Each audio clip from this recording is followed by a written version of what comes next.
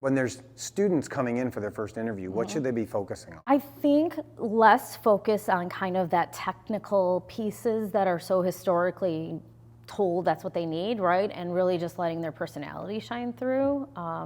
I personally appreciate somebody that has like a good story, right? So I think I work really hard in interviews to put people at ease and try to get to the real person and kind of get rid of that fluff part of the interview, right? That first date part. Exactly, Where right? everybody's on their best behavior. Yeah, right. And then you get they're fake. Yeah, exactly.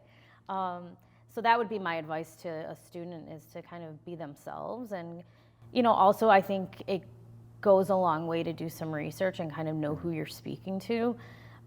There's nothing more kind of disappointing than when you interview somebody and they're like, oh yeah, I think I applied to this position. Where are you?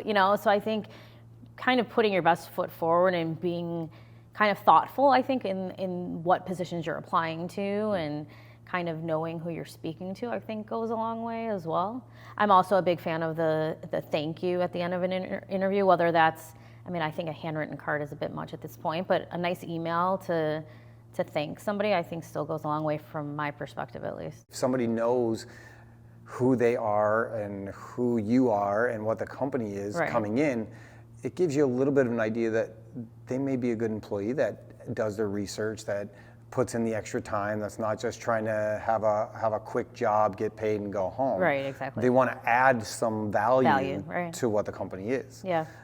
And that saying thank you goes a long way in any part of your day.